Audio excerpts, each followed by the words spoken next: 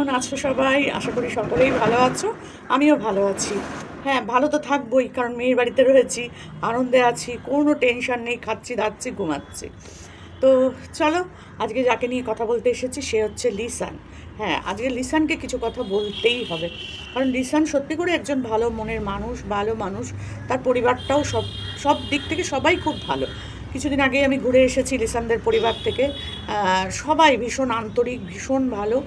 তো আমার তো ভীষণ ভালো লেগেছে, গেছি বলে নয়, এমনিতেও ভিডিওতে যতদিন ধরে দেখেছি ততদিনে মনে হয়েছে তার পরিবারটা সত্যিই ভালো।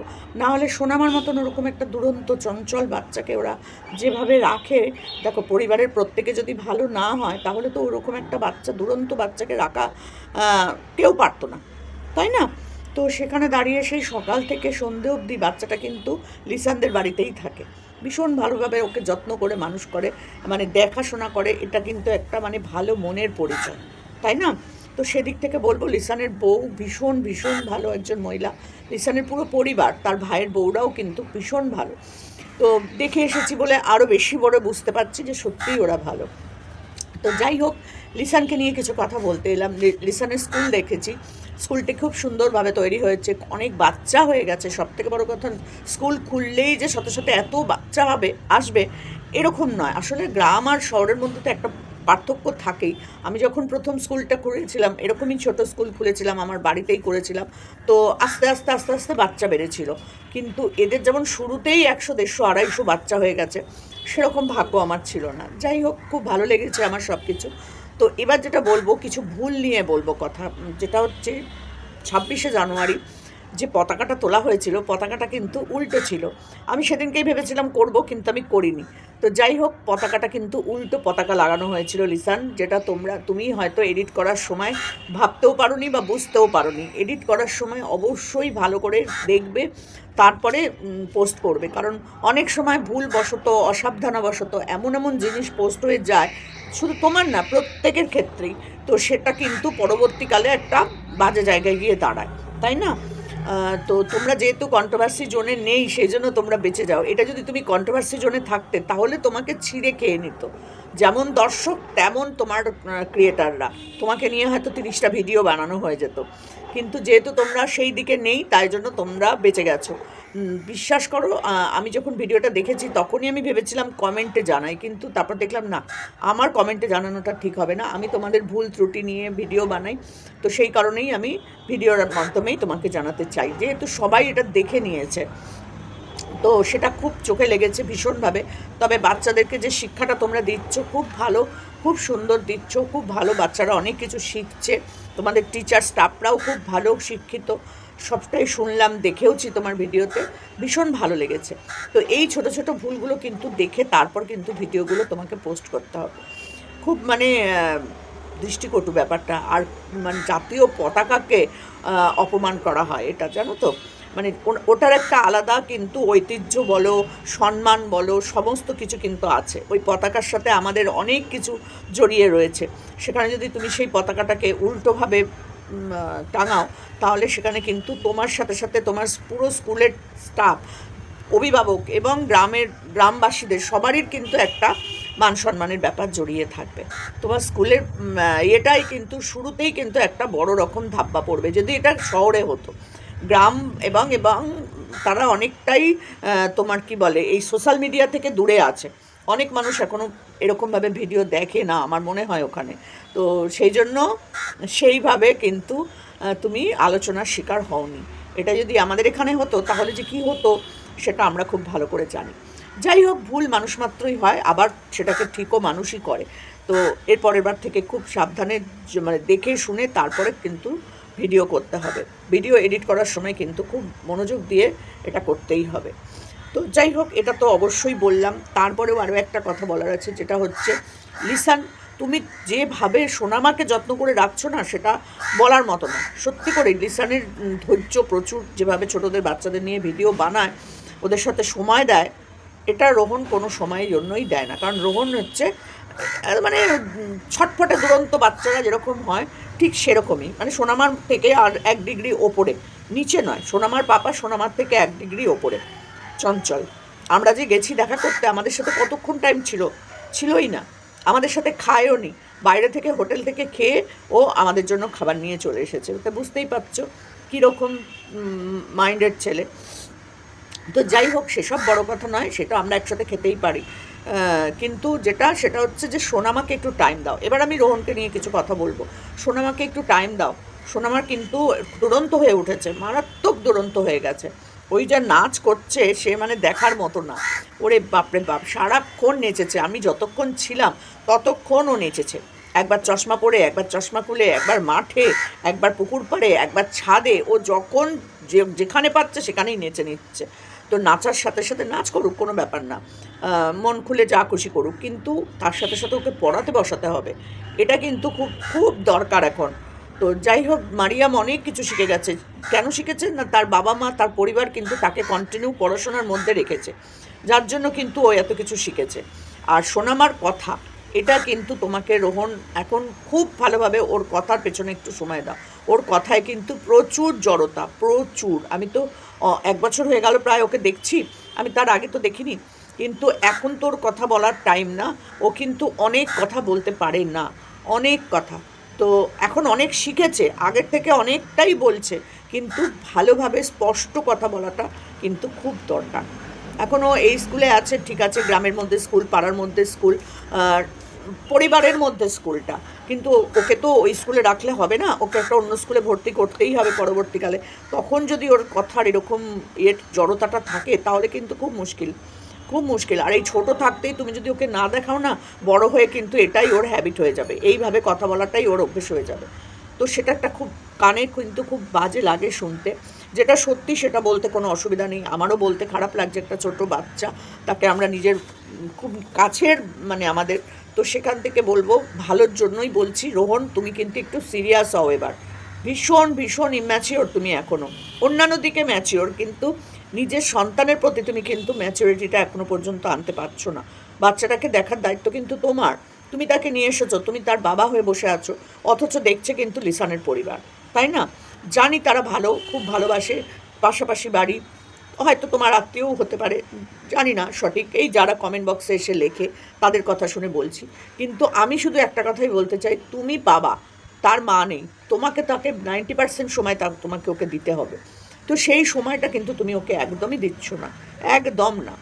সোনামার পড়াশোনার প্রতি কোনো রকম আগ্রহ নেই। সোনামা খেতে ভালোবাসে, আর ওই তোমার ওই লাইভ সাবস্ক্রাইব এগুলো করতে ভালোবাসে, কারণ তুমি ছোটো থেকে ওকে এটাই দেখিয়েছো, এটাই শিখিয়েছো, ও এটাই শিখে গেছে। এরকম কিস দেওয়া, টাটা করা, এগুলো তুমি শিখিয়েছো ক্যামেরার সামনে, ও কিন্তু এগুলোতে খুব সড়গড় হয়ে গেছে। কিন্তু যেটা দরকার এখন, অনেক কিছু হ্যাবিট পরিবর্তন, স্বভাব পরিবর্তন করা দরকার। সেটা এখন ছোট আছে, ঠিক আছে, মানিয়ে নেওয়া যায়, কিন্তু আর 1 বছর বাদে ও বড় হবে, তারপরের বছর আরও বড় হবে, তখন তখন যদি এই স্বভাবগুলো থাকে তাহলে তো তাকে কেউ ভালোই বলবে না। সেই দোষটা গিয়ে পড়বে কিন্তু তোমার ওপর, যে বাবা তো কিছু শেখায় না, বাবা তো সারাদিন ঘুরে ঘুরেই বেড়ায়, পিঠে একটা ব্যাগ নিল চলে গেল, থাকলো ঝোলা, চললো ভোলা, এরকম ব্যাপার না। সে ঝোলা, এই ভোলা তো ঝোলা নিয়েই বেরোয় সবসময়, কাঁধে সবসময় একটা ব্যাগ আছে রোহনের, কিছু থাক না থাকে একটা ব্যাগ রোহনের থাকেই। তো সেই ঝোলা নিয়েই ভোলা বেরিয়ে পড়লো, ব্যাস। ওই করলে তো হবে না রোহন, বাচ্চাটাকে দেখতেই হবে। বাচ্চাটাকে সত্যি ওরা না থাকলে পরে তুমি কি করতে, আমি খুব চিন্তায় আছি, এই ব্যাপারটা নিয়ে আমি খুব চিন্তায়, সত্যি বলছি। রোহনের পরিবার না থাকলে, আর রোহন যদি, এই রোহন বলছি, লিসানের পরিবার না থাকলে রোহন সোনামাকে কী যে করতো, যা দুরন্ত, তোমরা চিন্তা করতে পারবে না। তো যাই হোক, বাচ্চারা দুরন্ত হবেই, সব কিছু মিলিয়ে মিশিয়েই বাবা মাকে দেখতে হয়। তো সেখানে এর মা নেই, বাবাকে তো দেখতেই হবে না, সময় বাবাকে দিতেই হবে। ওর পড়াশোনার দিকে খেয়াল রাখতে হবে, তার সাথে সাথে ফার্স্ট হচ্ছে ওর কথা বলাটা। ওর কথা বলার জন্য তুমি ওকে একটা ভালো ডাক্তার দেখাও। ভালো ডাক্তার, এখনও অনেক ভালো ভালো ডাক্তার আছে কলকাতার দিকে বাচ্চাদের, সেই বাচ্চাদের ডাক্তারের সাথে তুমি যোগাযোগ করে, ওর স্পিচ থেরাপি খুব দরকার, খুব খুব দরকার। তো সেটা একটু করাও রোহন। বাড়িটা খুব সুন্দর বানিয়েছো, ভীষণ ভালো লেগেছে বাড়িটা আমার। আরও ওই ঘরটা হয়ে গেলে সব কিছুই সুন্দর লাগবে। মানে ওখান থেকে আসার পর রিভিউটা দিচ্ছি আমি তোমাদের কাছে আজকে। সব কিছু দেখে শুনে আমার খুব ভালো লেগেছে। গ্রাম আমার ভীষণ ভালো লাগে, তবে বেশি দিন থাকতে পারবো না, কারণ আমরা একভাবে মানুষ হয়েছি, ওরা একভাবে মানুষ হয়েছে। বেশ 2-4 দিন, 5 দিন, 10 দিন আমি অন্তত থেকে যেতে পারি, কারণ আমার সব কিছুর সাথে মানিয়ে নেওয়ার অভ্যেস আমার আছে। কিন্তু সত্যি বলছি, আমার খুব ভালো লেগেছে লিসানের পরিবারের আন্তরিকতা, আমার ভীষণ ভালো লেগেছে। রোহন তো ভালোই। তো সেখান থেকে দাঁড়িয়ে একটাই কথা বলবো, যে বাচ্চাটার দিকে নজর দাও, বাচ্চাটাকে খুব দরকার দেখাশোনার। আর লিসানকে বলবো ভিডিও পোস্ট করার আগে খুব ভালোভাবে দেখবে, যেটা তোমার স্কুলের ওপরে বা তোমার ওপরে যেন কোনো বদনাম না এসে পড়ে, যে বাবা এই তো স্কুল, এই তো উল্টো পতাকা তুলেছে, পতাকা কোন দিকে কোনটা হয় সেটাই জানে না। এই কথাটা কিন্তু খুব এফেক্ট করবে বাচ্চাদের ওপরে। তো সেই জন্য বলছি, যখনই ভিডিওটা দেবে সেটা দেখবে, ভালো করে এডিট করবে, আর যা করবে স্কুলের ব্যাপারে যা করবে সেটা কিন্তু খুব ভেবে চিনতে সবার সাথে আলোচনা করে তারপরে করবে, এটুকুনি বলবো। কারণ নতুন স্কুল তো অনেক কিছু প্রবলেম হয়, নতুন ব্যাপারে সবারই সব কিছু প্রবলেম হয়। তো চলো, আর কিছু বলার নেই, ভিডিওটা এখানেই শেষ করলাম, খুব একটা বড় ভিডিও করতে চাই না। ওখান থেকে ঘুরে আসার পর রিভিউ দিলাম, মাঠ ঘাট খুব ভালো লেগেছে। লিসানদের বাড়ির বাগান, সব থেকে বড় কথা, কোনো গাছ, ফলের গাছ বাদ নেই, সব আছে। তো এই গরমটা পড়ুক, যখন সব ফলগুলো হবে তখন দেখবে আবার এই সমানটি চলে গেছে লিসানদের বাড়িতে। না, রোহনদের বাড়ি যাব না, রোহনের বাড়ি কমপ্লিট হবে তারপর যাব। সিজ্জু আছে, তো সিজ্জু খুব কিউট একটা বেবি, সত্যি করে। যতই হোক না কেন, মানুষ হোক আর ডগই হোক বা যেই কোনো হোক না কেন, বাচ্চা অবস্থায় সবাই খুব সুন্দর, তাই না? খুব ভালো লেগেছে সিজুকে দেখে। ঘরের মধ্যে বসেছিল, কুটকুট করে পা হাত পা চুলকাচ্ছিল, মুখ চোখ পুরো লোমে ঢাকা, খুবই সুন্দর। তবে রোহনকে বলবো ওকে কিন্তু খুব পরিষ্কার পরিচ্ছন্ন রেখো রোহন, কারণ তোমার ঘরটা যতটা সুন্দর করে তুমি তৈরি করছো মনের মতো করে, সেরকম ওই বাচ্চাটাকেও কিন্তু মনের মতো করে তৈরি করো। ওকে কিন্তু ওরকম নোংরার মধ্যে রেখে দিও না। ওকে সপ্তাহে একদিন সুন্দর করে স্নান করিয়ে, ওদের একটা পাউডার পাওয়া যায়, ওদের ব্রাশ পাওয়া যায়, চুল টুল আস্তে সুন্দর করে রাখবে, নাহলে গায়ের মধ্যে কিন্তু এরকম বড় বড় পোকা হবে, আর ওই পোকা তোমার বাচ্চাকেও কামড়াবে। এটাও তোমায় বলে রাখলাম। সারা ঘরে, বাথরুমে, দেয়ালে, তোমার বিছানায়, সব জায়গায় ওই পোকা হবে, কারণ আমাদের বাড়িতে কুকুর আছে, ছিল, তার জন্যই কিন্তু আমি জানি। তো কুকুরের গায়ে কিন্তু পোকা হয়, ওদেরকে নোংরা রাখলেই কিন্তু কুকুরের গায়ে পোকা হবে, আর ওই পোকা সারা বাড়ি ছড়িয়ে যায়, মারা খুব কঠিন, ওই পোকা মারা খুব কঠিন। ওদের একটা স্প্রে পাওয়া যায়, ওই স্প্রেটা দিলে পরে ওদের গা থেকে সমস্ত পোকা মরে মরে মরে মরে নিচে পড়ে যাবে। তারপর ভালো করে শ্যাম্পু, পোকা মারার শ্যাম্পুও পাওয়া যায়, সেই শ্যাম্পু দিয়ে ওকে স্নান করিয়ে ভালো করে রোদ্দুরে ছাদে নিয়ে গিয়ে ওকে ভালো করে চুলগুলো আঁচড়ে দেবে, তাহলে ও পরিষ্কার পরিচ্ছন্ন থাকবে। আর পায়খানা বাথরুমটা ঘরের মধ্যে করিও না রোহন, এত সুন্দর ঘরটা বানিয়েছো, সেখানে ও পায়খানা বাথরুম করে, সেটা কিন্তু খুব খুব বাজে, একটা গন্ধ হয় ঘরের মধ্যে। এমনিই পোষ্য থাকলে একটা গন্ধ হয়, কিন্তু পরিষ্কার পরিচ্ছন্ন রাখলে কোনো গন্ধ হয় না। আমার মেয়ের বাড়িতে আছে, তার সাথে সাথে হচ্ছে আমার এক বান্ধবী ছিল, তার বাড়িতেও কুকুর ছিল, এত পরিষ্কার তোমরা ভাবতেও পারবে না যে ওই বাড়িতে কোনো 3-4টে কুকুর ছিল, এত পরিষ্কার পরিচ্ছন্ন রাখতো তাদেরকেও, কুকুরগুলোকেও এত পরিষ্কার পরিচ্ছন্ন রাখতো, তুমি গন্ধ পাবে না ঘরে।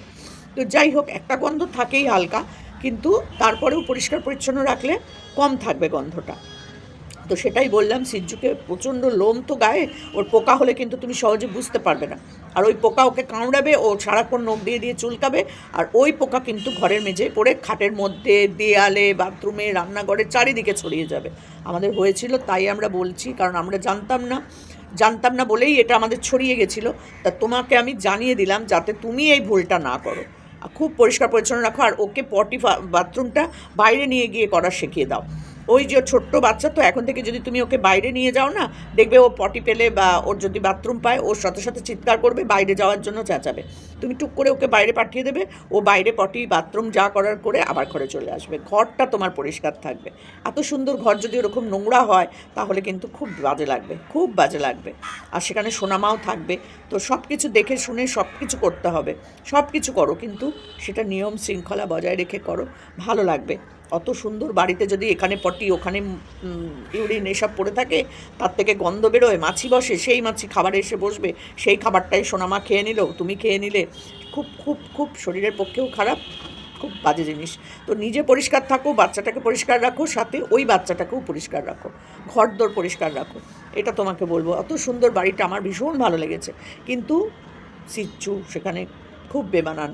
খুব ভালো বাচ্চা থাকুক বাড়িতে, আমি বলবো না যে রেখো না, তোমাকে কেউ দিয়েছে, গিফট করেছে, তুমি রাখো, কিন্তু তাকে যত্ন সহকারে রাখো, ওইভাবে রেখে দিও না। খুব বাজে লাগছিল আমার, ঘরের মধ্যে ওরকম নোংরার মধ্যে রয়েছে, খুব বাজে লাগছিল। তো চলো, এটুকুনি বলার ছিল। ওভারঅল সবটাই ভালো লেগেছে, শুধু এই 2-3টে জিনিস যেটা বললাম সেটা একটু খেয়াল করো, বাচ্চাটার স্পিচ থেরাপি আগে করো। চলো, টাটা।